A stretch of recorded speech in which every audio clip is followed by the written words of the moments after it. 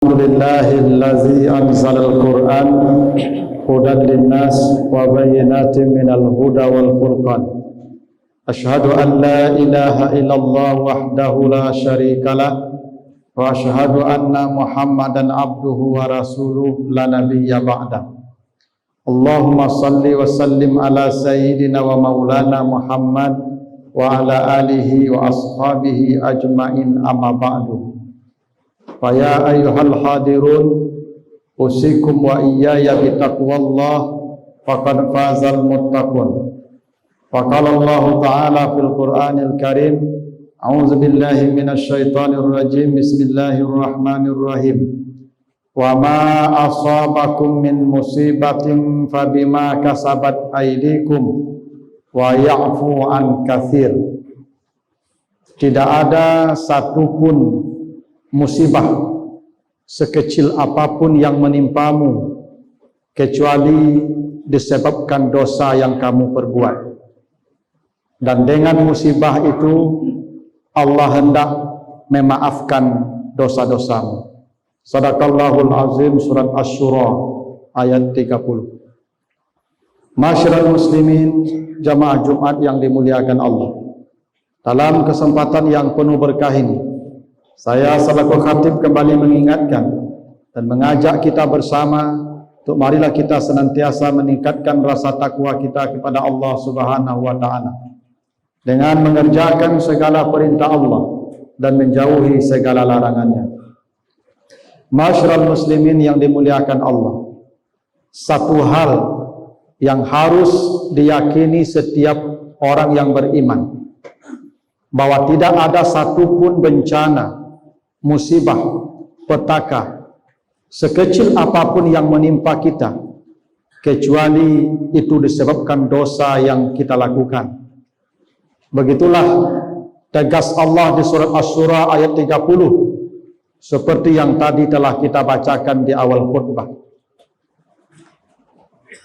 Tidak ada satupun musibah yang menimpamu, kata Allah, fabima kasabat aydikum, kecuali itu disebabkan dosa yang kamu lakukan, dan Allah ingin mengampuni dosamu.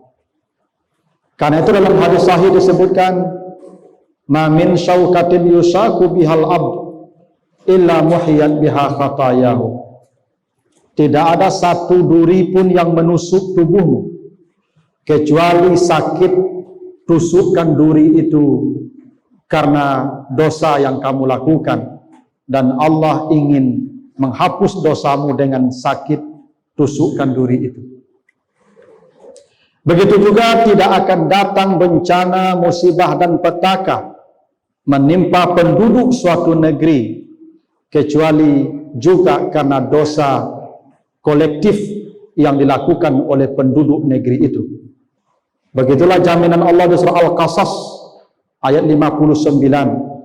Wa ma kunna muhlikil qura illa wa ahluha zalimun.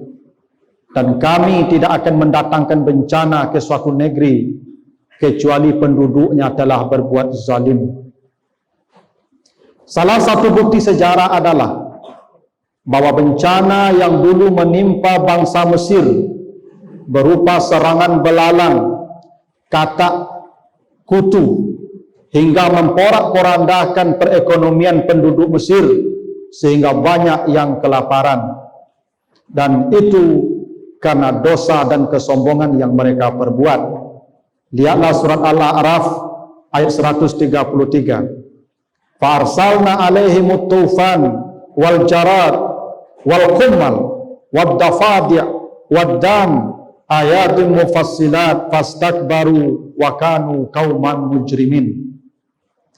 Kami kirim kepada bangsa Mesir angin topan yang memporak-porandakan pemukiman mereka, wal jarad, belalang yang menghabiskan tanaman mereka, wal kummal, kutu yang mengganggu tidur mereka, wad dafadi, dan katak yang menguras, yang merusak gudang-gudang penyimpanan makanan mereka, wad dam, dan ada air yang berubah menjadi darah. Kata Allah, fastakbaru, karena kesombongan mereka, wa kanu kauman mujrimin, dan mereka para pendosa. Karena itu, bila petaka dan bencana telah banyak menimpa suatu negeri, maka solusinya adalah bahwa seluruh penduduk negeri itu harus segera beristighfar dan berhenti menyombongkan diri. Perhatikan janji Allah terkait dengan istighfar penduduk negeri. Pertama, surat Hud ayat yang ketiga. Wa anistaghfiru rabbakum summa tubu ilaihi yumatti'kum mata'an hasanan ila ajalin musamma. Perbanyaklah kalian beristighfar kepada Allah. Jika kalian mau banyak beristighfar, maka Allah akan mendatangkan kenyamanan dan ketenangan di dalam hidup kalian. Bila penduduk suatu negeri tidak lagi merasa nyaman hidup bernegara, dipenuhi rasa benci, penuh dengan ketakutan, hidup dengan sentimen, maka itu petanda penduduk negeri itu sudah banyak dosa, dan solusinya segeralah beristighfar bersama-sama kepada Allah. Yang kedua di surah Al-Anfal ayat 33 kata Allah, "Wa ma kana Allahu mu'azzibahum wa hum yastaghfirun." Allah tidak akan mendatangkan azab kepada suatu kaum selama di antara mereka masih banyak orang-orang yang beristighfar meminta ampun kepada Allah. Maka bila petaka telah banyak menimpa suatu negeri, maka dipastikan penduduknya sudah jarang beristighfar kepada Allah. Yang ketiga disebutkan di surat Hud ayat 52. Wa ya qaumi astaghfiru rabbakum summa tubu ilaihi yursilis samaa'a 'alaikum midrara wa yazidkum quwwatan ila quwwatikum. Wahai kaumku, kata Nabi Hud, beristighfarlah kepada Tuhan. Jika kalian mau beristighfar kepada Tuhan, maka Allah akan menambahkan kekuatan badanmu.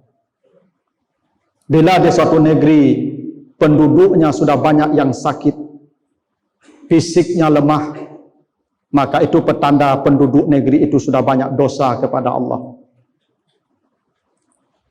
Kenapa hubungan istighfar dengan kekuatan fisik? Nabi pernah ditanya, "Ya Rasulullah, apa itu dosa?" Nabi menjawab, "Dosa itu adalah mahaka fi sadrik, sesuatu yang membuat hatimu tidak tenang." Dosa adalah sesuatu yang membuat hati tidak tenang. Semakin banyak kita berdosa, berbuat zalim, maka semakin jauh hati kita dari ketenangan. Bila hati tidak tenang, tidur tidak akan nyenyak, makan tidak akan enak. Dan bila tidur terganggu, makan terganggu, maka imunitas tubuh akan menurun. Saat itulah penyakit akan banyak datang dan menggerogoti dia. Maka bila penyakit telah tersebar banyak di suatu negeri, maka segeralah beristighfar kepada Allah, supaya Allah menambah imunitas tubuh penduduk negeri itu. Yang keempat kata Allah di surat Nuh ayat 10 sampai 12. Sebelum umat Nabi Nuh dihancurkan oleh Allah sehancur-hancurnya dengan banjir besar, Nabi Nuh diperintah Allah untuk memerintahkan umatnya beristighfar kepada Allah. Apa kata Nabi Nuh? Istaghfiru rabbakum innahu kana ghaffara. Wahai kaumku, beristighfarlah kepada Tuhanmu. Mintalah ampun atas dosa-dosamu. Niscaya Allah akan mengampuni semua dosamu. Dan bukan hanya mengampuni dosa-dosamu, Allah akan mendatangkan kebaikan yang dekat yang akan kamu rasakan di dunia. Apa itu kata Allah? Yursilis samaa'a 'alaikum midrara. Allah akan menurunkan hujan dari langit. Hujan boleh jadi maksudnya hujan air. Karena itu bila suatu negeri dilanda kekeringan, hujan tidak turun, maka boleh jadi penduduknya sudah banyak melakukan dosa kepada Allah. Tapi hujan bisa berarti rahmat. Bila penduduk negeri sudah dijauhkan Allah dari rahmatnya, bencana datang silih berganti, yang banjirnya, yang gunung meletusnya, yang tsunami-nya, yang gempa buminya tanpa henti, maka itu tanda penduduk negeri sudah jauh dari hujan, dari rahmat Allah. Maka obatnya, kata Nabi Nuh, perbanyaklah kalian beristighfar kepada Allah. Wa yumditkum bi amwal, kalau kalian mau beristighfar dari dosa-dosa kalian, Allah akan melapangkan harta dan kekayaan. Banyak orang hartanya punya banyak, tapi harta menyempitkan hidupnya. Negeri kita negeri yang kaya raya. Dari atas tanah sampai di bawah tanah, sampai di bawah laut, kita punya segalanya. Tetapi kenapa penduduk kita hidup di bawah garis kemiskinan? Seakan-akan kekayaan kita tidak memberi manfaat untuk penduduknya. Boleh jadi penduduk negeri ini sudah banyak gelimang dosa, sehingga kekayaan tidak berguna bagi kita. Maka obatnya istighfarlah kepada Allah. Wa yumditkum bibanin, Allah lapangkan anak-anakmu. Bila kita punya anak, dan anak itu menyempitkan hidup kita, bukan anaknya yang salah, kitanya yang hidup dalam gelimang dosa, sehingga anak tidak melapangkan hidup kita. Begitu juga bila anak-anak suatu negeri telah membuat sesak penduduk negeri itu. Orang tua sesak dengan anak, guru-guru sesak dengan anak didik, masyarakat merasa tidak nyaman dengan anak-anak mudanya, maka itu petanda penduduk negeri itu sudah hidup dalam gelimang dosa, sehingga anak-anak mereka tidak melapangkan hidup mereka, bahkan menyesakkan dada mereka. Wa yaj'al lakum jannat, bila kalian mau beristighfar kepada Allah, Allah akan jadikan untukmu kebun-kebun yang lebat. Kebun yang lebat itu artinya kecukupan pangan. Negeri kita negeri yang subur. Jangankan tanaman yang mahal, tongkat kayu saja hidup dan berbuah. Tetapi beras kita impor, bawang kita impor. Seakan-akan bumi yang subur tidak bisa menumbuhkan kebun-kebun yang lebat. Seakan-akan kita hidup di negara yang kering dan tandus, padahal negeri kita kepingan surga Allah di muka bumi. Kenapa begitu? Boleh jadi dosa kolektif kita terlalu banyak, sehingga Allah tidak menumbuhkan kebun-kebun yang lebat yang akan menjamin kecukupan pangan bagi penduduknya. Dan yang terakhir kata Allah, wa yaj'al lakum anhara. Bila kalian mau beristighfar kepada Allah, Allah jadikan untukmu sungai-sungai yang banyak. Kita hidup di negara tropis, hujan curahnya banyak, tetapi kita seperti kesulitan mendapatkan air. Untuk air minum saja kita harus beli. Air masak, air mencuci, semua kita bayar. Padahal air di sekitar kita. Boleh jadi kita punya banyak air, tapi Allah jadikan kita seperti tidak punya air. Kenapa? Karena dosa kolektif kita terlalu banyak. Karena itu para hadirin, mulai dari presiden sampai rakyat jelata, mungkin sudah saatnya kita bertobat bersama-sama.